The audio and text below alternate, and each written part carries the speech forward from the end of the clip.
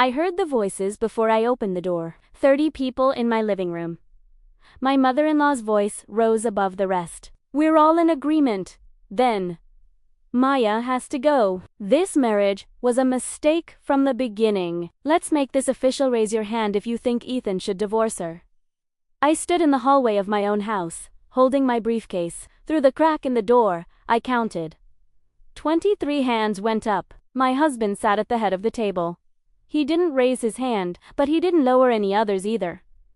I walked in. Everyone went silent. Don't mind me, I said, setting my briefcase on the table. Continue the vote. I'll just need one signature when you're done. My mother-in-law smiled. Maya, this doesn't concern you anymore. I opened the briefcase, pulled out one document, placed it in the center of the table. Actually, Patricia, it concerns all of you, especially the ones sitting in my house. I didn't cry.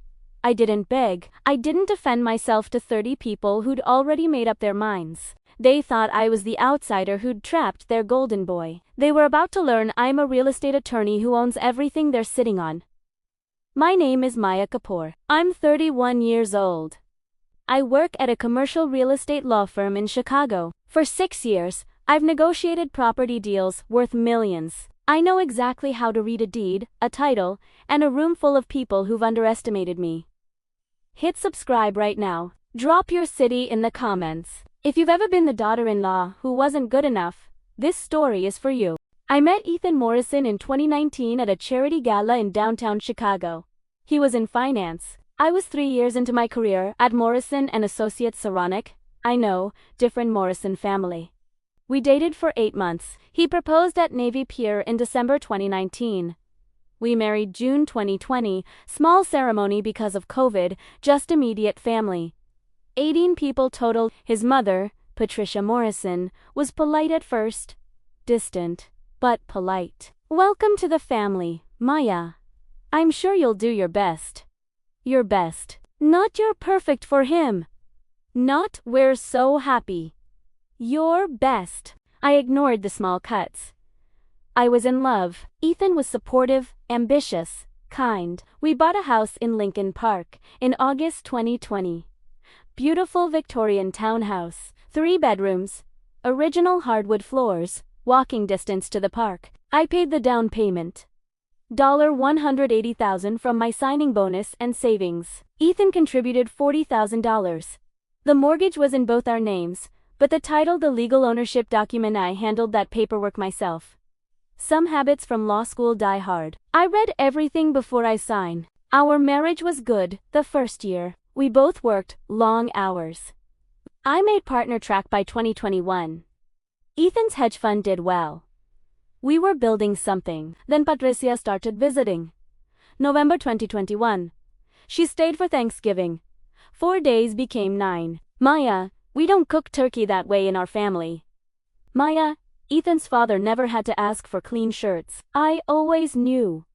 Maya, when are you planning to start a family? You're not getting younger.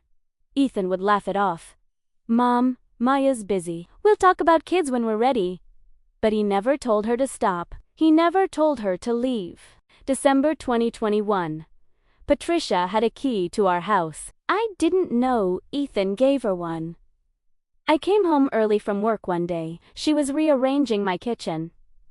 Patricia, what are you doing? Making this place functional. You're never home to cook anyway. This is my house. She smiled. That thin smile. It's Ethan's house too, dear. And I'm his mother. January 2022. Family dinners every Sunday became mandatory. At our house, I was expected to cook. I worked 50-hour weeks. I cooked on Sundays because Ethan asked me to. Because I wanted peace, but it was never good enough. Too much salt. Too dry. Ethan's father loved my roast chicken. This isn't quite the same. February 2022. Patricia suggested Ethan and I do a financial review with her accountant, just to make sure you're both planning smartly for the future. I'm a contracts attorney. I review financial documents daily. I said, no, That's when things changed. March 2022. Patricia started calling Ethan during work hours. Daily. Mom's worried about us. Ethan said one evening, she thinks we're too focused on careers. We've been married less than 2 years. I know, but she's not wrong. We barely see each other. April 2022. Patricia started inviting herself to stay weekends. Every weekend, she'd rearrange things. Small things, my coffee mugs, my books, my bathroom products, just tidying up. I asked Ethan to set boundaries. Babe, she's just trying to help. She means well. May 2022. I came home to find Patricia had hired a cleaning service. For my house? Without asking me, you're clearly overwhelmed, Maya. I'm just helping, I didn't ask for help. No, but Ethan is stressed watching you struggle. I wasn't struggling, I was working. There's a difference. June 2022. Patricia had a family meeting at our house. 12 relatives. I wasn't told until that morning. It's just a casual get-together, Ethan said. It wasn't casual. It was an intervention. Maya, we're concerned you're not prioritizing family. Maya, Ethan looks exhausted. Are you taking care of him? Maya, marriage is about sacrifice, partnership. I sat there. 31 years old. A law firm partner track, being lectured about marriage by people who didn't know our life. I didn't defend myself. I listened. I nodded, and I started documenting. July 2022 through February 2024. Patricia's visits increased. 3-4 nights a week. She had a bedroom in our house now. Her bedroom, she started making financial suggestions. Ethan, you should have your name on all the accounts. It's safer. Maya, community property means what's yours is Ethan's anyway. Why complicate things? August 2023. Patricia asked to see our house deed, just for estate planning purposes. I'm a real estate attorney. I know what estate planning purposes means. It means she wanted to see who owns what. I didn't show her. September 2023. Patricia told Ethan I was hiding assets. Your wife won't even share basic financial documents. What's she hiding? Ethan asked me about it. Babe, can you just show her the deed? Just to keep the peace? No. Why not? Because it's none of her business. That's when Ethan started pulling away. October 2023 through March 2024. Cold dinners, separate bedrooms. Patricia whispering to Ethan in corners of our house. I hired a family law attorney. Just in case. Her name was Sharon Delgado. Maya, document everything. Dates, times, witnesses. If this heads toward divorce, you'll need evidence. I documented. I always document. April 18th, 2024, 4:47 p.m. Ethan texted me. Mom's bringing family over tonight for dinner. Can you pick up groceries? I was in a client meeting, negotiating a $12 million property acquisition. How many people? Not sure. Maybe 10? I left work at 6:30 p.m., stopped at Whole Foods. Picked up food for 12, to be safe. I got home at 7:43 p.m. There were 16 cars on our street. I parked 3 blocks away. Walked back, let myself in through the side door. That's when I heard Patricia's voice. We've all watched Ethan suffer for 4 years. This woman has isolated him, controlled him financially, refused to give him children. She's not a wife, she's a warden. I stood in the hallway, counted heads through the doorway, 30 people, aunts, uncles, cousins I'd met twice.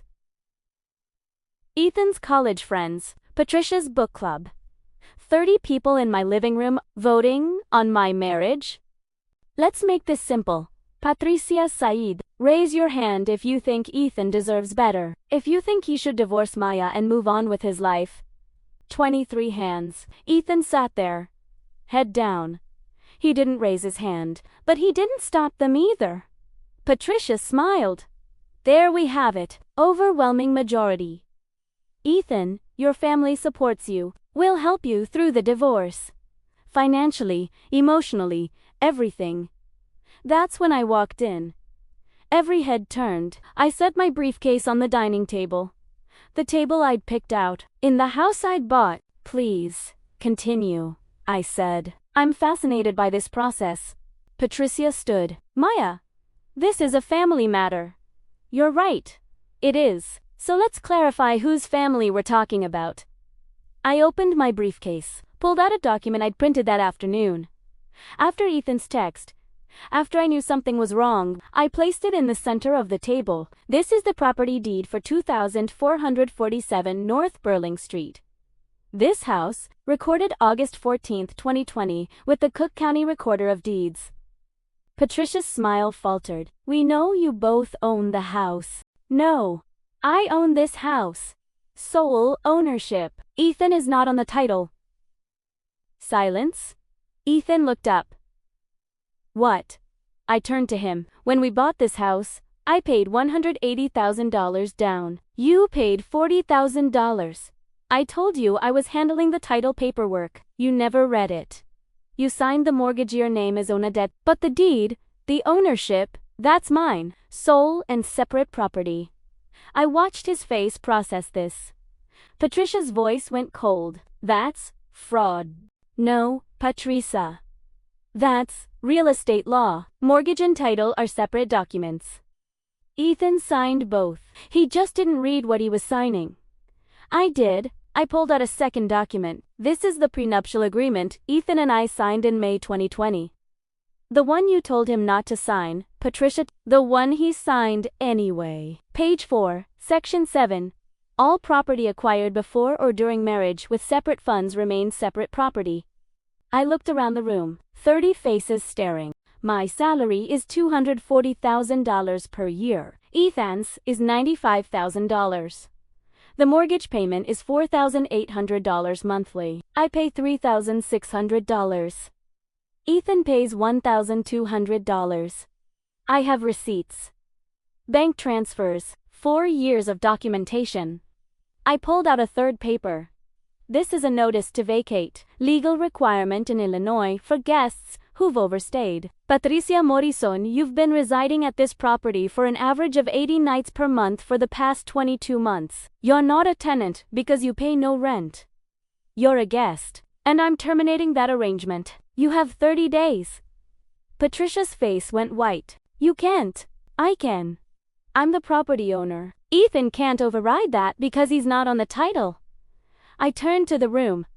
The rest of you are trespassing. You were invited by someone who doesn't have legal authority to grant access to this property. I'm asking you to leave. Now. Nobody moved. I pulled out my phone. I have Sharon Delgado, family law attorney, on speed deal, and Chicago PD non-emergency is 311. Your choice. They left, all 30. Within 8 minutes, Patricia tried to argue. Ethan, tell her she can't do this, Mom. Go. His voice was quiet, broken. She left. Ethan and I stood in the empty living room, the room I owned. You never told me, he said. You never asked. You signed the papers? You just didn't read them. You trapped me. No. I protected myself. There's a difference. He looked at me. What happens now? I sat down on the couch. Exhausted. That's up to you. You can file for divorce. You'll get whatever the prenup says, equitable split of marital assets acquired jointly. This house isn't one of them. Or you can stay married. But your mother doesn't live here anymore. Ever. And family votes on my marriage are over. You humiliated her. She tried to vote me out of my own marriage. Ethan. In my own house. Using my furniture. Eating food I paid for. He was quiet for a long time. I'll talk to her. Set boundaries. No. I'll set boundaries. You'll enforce them. Or, I'll file first. May 2024. Patricia moved out. She rented an apartment in Evanston. Ethan and I started marriage counseling. Twice a week, Dr. Ellen Cho, family therapist, June 2024. We refinanced the house. Ethan's name is now on the title. Equal ownership. Because he's finally acting like an equal partner. July 2024. We set family boundaries. Sunday dinners are optional. Our house is not a hotel. Visits require 48 hours notice. Patricia fought it. Ethan held firm. August 2024. We're still married. It's not perfect, but it's ours. Patricia sends passive-aggressive texts. I don't respond. Ethan does, with boundaries. Some people ask why I stayed. Why I didn't just divorce him. Because he changed. Not instantly. Not perfectly. But he started reading documents before signing. Started asking questions. Started saying no to his mother. And because that night, when 30 people left, he stayed. That counted for something. If you made it this far, drop a comment. Tell me your city. Tell me if you've ever had to prove you belong in your own life. Mother-in-law problems don't disappear, but they do get quieter when you hold the deed. My name is Maya Kapoor. I'm 31 years old. I'm a real estate attorney. And I'm here to tell you. They thought I was just the wife. They didn't know I was the landlord. Read your contracts. Own your property. And never, ever let someone vote you out of your own life. The silent verdict was already written. In ink, on a deed. 4 years ago. I just had to show them.